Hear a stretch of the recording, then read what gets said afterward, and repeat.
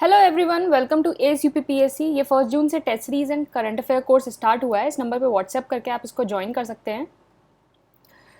मैं वंदना सिंह। चलिए ज्योग्राफी के मोस्ट इंपॉर्टेंट क्वेश्चन डिस्कस करते हैं।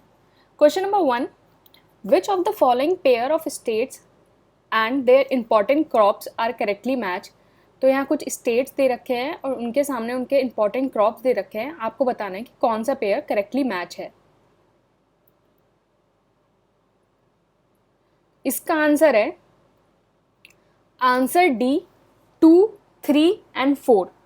तो 2, 3 एंड 4 करेक्टली मैच है। जो महाराष्ट्र है उसका मेन क्रॉप है, इंपॉर्टेंट क्रॉप है कॉटन। वेस्ट बंगाल का जूट, गुजरात का ग्राउंडनट। फर्स्ट गलत है क्योंकि जो टेपियोका है वो तमिलनाडु का मेन क्रॉप है। क्वेश्चन नंबर 1 का आंसर हो गया डी, 2, 3 एंड 4।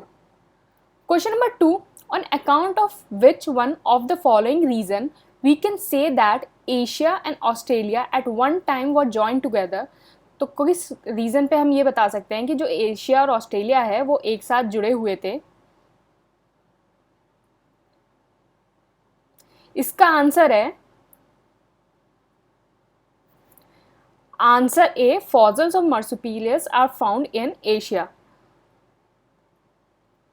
तो जो मर्सुपियल्स है उसके जो फॉसिल्स एशिया में मिले हैं उससे ये बता सकते हैं कि जो एशिया और ऑस्ट्रेलिया है वो एक साथ जॉइन थे। बेसिकली जो मर्सुपियल्स है वो ग्रुप ऑफ मैमल्स होते हैं जिन मतलब एक तरह के वो पाउच्ड मैमल्स होते हैं। मतलब जो वो यंग वंस हैं उनको पाउच में कैरी करते हैं, जैसे हो गया वेलेबी या कैंगरू ये सब। तो ये ज़्यादा जो बेसिकली ये जो पाए जाते हैं वो ऑस्ट्रेलिया में पाए जाते हैं, लेकिन जो इनके फॉसिल्स हैं वो एशिया में मिले। इससे ये पता चलता है कि एशिया और जो ऑस्ट्रेलिया है वो एक टाइम पे एक साथ जॉइन थे। Question number 3, why does a farmer plough his fields in summer. तो जो फार्मर है वो अपनी फील्ड की जो प्लॉगिंग है वो समर में क्यों करता है। तो इसका आंसर है answer C, to prevent the surface from becoming hard. तो जो सरफेस है उसको हार्ड ना बन जाए, इस वजह से वो फार्मर जो है वो समर में अपनी फील्ड की प्लॉगिंग करता है। बेसिकली क्या होता है, जब टिलेज करते हैं मतलब सरफेस की जो फील्ड की जो प्लॉगिंग करते हैं उससे क्या होता है, जो सॉइल एरेशन है वो इम्प्रूव होता है। सॉइल एरेशन मतलब जो सॉइल जो है वो एयर कैप्चर करने की जो कैपेसिटी है उसकी इम्प्रूव होती है। उससे क्या होता है कि जैसे ही जब सॉइल एरेशन इम्प्रूव होगा उससे सॉइल का स्ट्रक्चर इम्प्रूव होगा, क्योंकि उससे क्या होगा कि जो सॉइल है उसको ऑल्टरनेट ड्राई और कूलिंग मिलेगी। मतलब समर से जो उसकी ड्राइंग मिलेगी और जो टिलेज करेंगे, जो प्लॉगिंग करेंगे तो सॉइल एरेशन होगा, उससे उसको कूलिंग मिलेगी। तो इसकी ऑल्टरनेट ड्राई और कूलिंग से जो सॉइल का स्ट्रक्चर होता है वो इम्प्रूव होता है। तो क्वेश्चन नंबर 3 का आंसर हो गया to prevent the surface from becoming hard. Question number 4, as we move from pole to the equator along the longitude, what is true for the variety of crops and animals? A, both increase, B, both decrease, C, variety of crops increase but that of animal decrease, D, variety of animal increase but that of crop decrease। तो इसका answer है answer ए, both increase. तो जब भी हम पोल से equator की side जब आते हैं तो उससे क्या होता है कि जो वैरायटी ऑफ क्रॉप्स और एनिमल्स हैं वो दोनों इंक्रीज़ हो जाती है, क्योंकि जो जो टेम्परेचर है वो भी फेवरेबल मिल जाता है, जिससे मैक्सिमम जो क्रॉप है वो भी सर्वाइव करते हैं और जो एनिमल है वो भी सर्वाइव करते हैं। तो क्वेश्चन नंबर 4 का जो आंसर हो गया A, both increase. Question number 5, what will be the difference in time of the two cities situated on the same longitude but one in northern and other in southern hemisphere। तो कोई दो cities हैं वो same longitude पे situated हैं, लेकिन एक northern hemisphere में एक सदर्न हेमिस्फेयर में है। तो उनके जो टाइम है उसमें क्या डिफरेंस होगा। तो इसका आंसर है आंसर ए, नो डिफरेंस। तो जब भी कोई भी सिटी है अगर वो सेम लॉन्गिट्यूड पे सिचुएटेड है लेकिन एक नॉर्दर्न हेमिस्फेयर में है एक सदर्न हेमिस्फेयर में, तो उसके जो टाइम है उसमें कोई डिफरेंस नहीं होता। तो फॉर एग्ज़ाम्पल जैसे वॉशिंगटन डीसी है और जो लीमा है जो पेरू में है, वो दोनों सिटीज़ हैं वो अप्रॉक्सीमेटली 77 डिग्री जो है वेस्ट पे वेस्ट लॉन्गिट्यूड पे सिचुएटेड है। लेकिन जो है वॉशिंगटन वो नॉर्दर्न हेमिस्फेयर में है, मतलब अराउंड 38 डिग्री नॉर्थ में है, और जो लीमा है वो सदर्न हेमिस्फेयर मतलब अराउंड 12 डिग्री में है। तो इनके जो टाइम जो डिफरेंस है टू सिटीज़ का, उसमें कोई डिफरेंस नहीं है। तो मतलब अगर कोई भी सिटी है उसका लॉन्गिट्यूड अगर सेम होगा, मतलब या तो उसका ईस्ट, मतलब या तो वो ईस्ट वाला जो लॉन्गिट्यूड हो वो सेम है, या वेस्ट, मतलब कोई भी अगर ईस्ट वेस्ट का उसका लॉन्गिट्यूड सेम होगा लेकिन उसका हेमिस्फेयर नॉर्दर्न या सदर्न वो डिफरेंस होगा, तो उसके टाइम में कोई डिफरेंस नहीं आएगा। तो क्वेश्चन नंबर 5 का आंसर हो गया A, no difference. Question number 6, which region gets its first monsoon in summer? तो कौन सा ऐसा रीजन है जिसको फर्स्ट मानसून मिलती है समर में? इसका आंसर है आंसर बी, वेस्टर्न घाट्स। तो वेस्टर्न घाट ये रीजन है जिसको फर्स्ट मानसून मिलती है। जो वेस्टर्न घाट का जो रीजन हो गया केरला, केरला में सबसे पहले मानसून आती है अराउंड 10 to 15 जून के अराउंड। जो मतलब जनरली जो मानसून आती है वो केरला में सबसे पहले आती है। तो क्वेश्चन नंबर 6 का आंसर हो गया B, Western Ghats. Question number 7, what is international date line?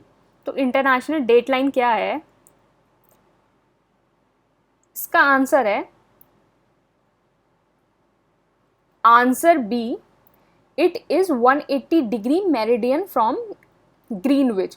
तो इंटरनेशनल जो डेट लाइन है वो 180 डिग्री ईस्ट और वेस्ट ऑफ ग्रीनविच है, और जो इंटरनेशनल डेट लाइन को हम लाइन ऑफ डिमार्केशन भी कहते हैं। तो अगर ये क्वेश्चन ऐसे आ जाए कि लाइन ऑफ डिमार्केशन किसको कहते हैं, तो वो इंटरनेशनल डेट लाइन को लाइन ऑफ डिमार्केशन कहते हैं। तो क्वेश्चन नंबर 7 का आंसर हो गया B, it is 180 degree meridian from Greenwich. Question number 8, where in India is the rift valley to be found? तो इंडिया के अंदर जो रिफ्ट वैली है वो कहाँ फाउंड होती है?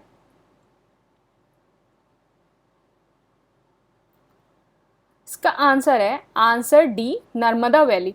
तो जो नर्मदा वैली है वहाँ रिफ्ट वैली फाउंड होती है। तो बेसिकली जो नर्मदा रिवर है वो वेस्टवर्ड फ्लोइंग रिवर है, और ये एक रिफ्ट वैली बनाता है between the Vindhyan range on the north and the Satpura range on the south. तो रिफ्ट वैली बेसिकली क्या होता है कि कोई हाईलैंड के बीच में एक जो रिवर है वो बीच से जब निकलती है, मतलब लोअर ब्लॉक में, तो वो रिफ्ट वैली बनाते हैं। तो मैंने लास्ट वीडियो में जो रिफ्ट वैली है उसका कंसेप्ट आपको बताया था, तो आप वो लास्ट वीडियो देख सकते हैं। तो जो ये इंडिया में जो रिफ्ट वैली बनाता है वो नर्मदा वैली बनाता है, और ये जो विंध्यन रेंज और सतपुरा रेंज के बीच में बनाता है, मतलब बिटवीन द टू हाईलैंड जो वैली बनती है उसको रिफ्ट वैली कहते हैं। तो क्वेश्चन नंबर 8 का आंसर हो गया D, Narmada valley. Question number 9, rain shadow are associated with? जो रेन शेडो एरियाज हैं वो किस चीज़ से एसोसिएटेड हैं? इसका आंसर है आंसर बी, ओरोग्राफिक रेनफॉल। तो बेसिकली जो रेन शेडो एरिया है वो एसोसिएटेड है ओरोग्राफिक रेनफॉल में। ओरोग्राफिक रेनफॉल क्या होता है कि कोई भी lifting of moist air over the mountain, मतलब जो किसी भी माउंटेन के ऊपर जो मॉइस्ट एयर लिफ्ट होती है और उससे जो रेनफॉल होती है उसको ओरोग्राफिक रेनफॉल कहते हैं। तो बेसिकली क्या होता है कि जो माउंटेन रेंज है उससे क्या जो एयर है, जो विंडवर्ड साइड की जो एयर है वो एक साइड रह जाती है और लीवर्ड साइड दूसरी साइड रहता है। तो उससे क्या होता है कि जो ओरोग्राफिक रेनफॉल है ऑन द माउंटेन रीजन वो रेन शेडो एरिया बनाते हैं। तो क्वेश्चन नंबर 9 का आंसर हो गया B, orographic rainfall. Question number 10, the water of the Luni river is? तो जो लूनी रिवर का वाटर है तो इसका आंसर है answer B, fresh in upper reaches and salty in lower reaches. तो लूनी रिवर का जो वाटर है वो अपर रीचेस में फ्रेश है और जो लोअर रीचेस में है वो सॉल्टी है। तो क्वेश्चन नंबर 10 का आंसर हो गया B, fresh in upper reaches and salty in lower reaches. Question number 11, iron ore mines are located in? तो जो आयरन ओर माइंस है वो कहाँ लोकेटेड हैं? इसका आंसर है answer D, Singham, Mayurbhanj and Bastar. तो आयरन ओर जो माइंस हैं वो सिंघम, मयूरभंज और बस्तर में सिचुएटेड है। Question number 12, which of the following is not primarily a rabi crop in India? तो इनमें से कौन सी जो है वो राबी क्रॉप नहीं है? इसका आंसर है answer C jute.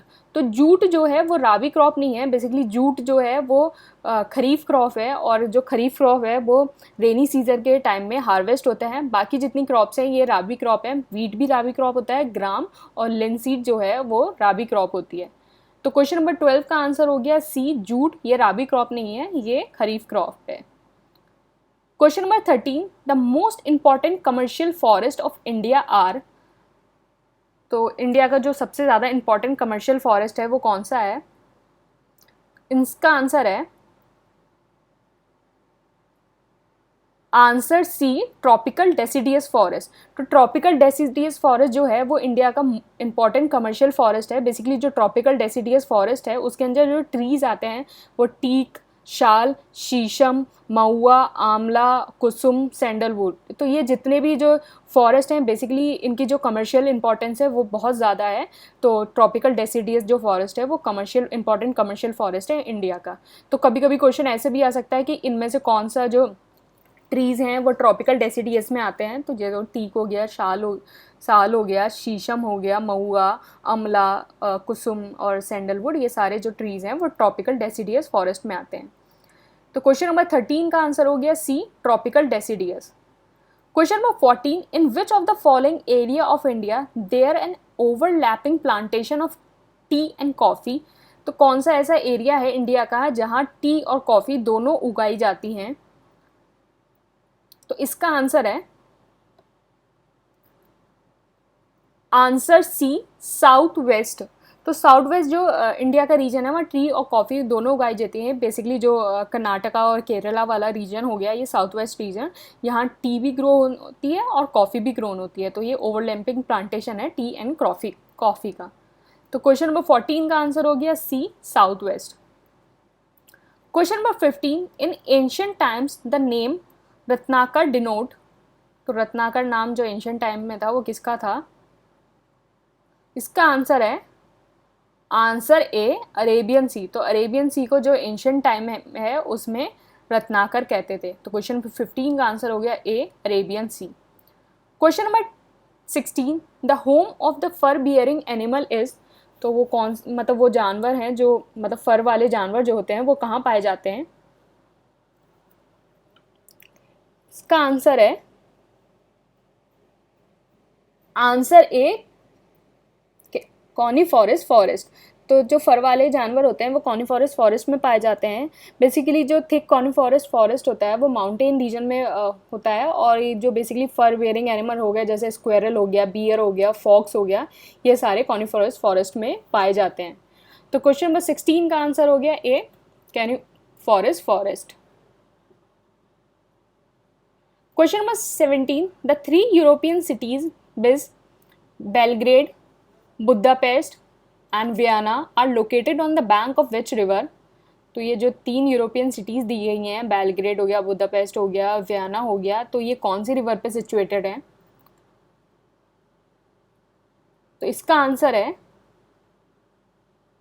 Answer A डेन्यूबे। तो ये जो डेन्यूबे रिवर है उस पर ये बेलग्रेड, बुडापेस्ट और वियना सिचुएटेड है। तो क्वेश्चन नंबर 17 का आंसर हो गया A Danube. Question number 18, the pygmies are found in.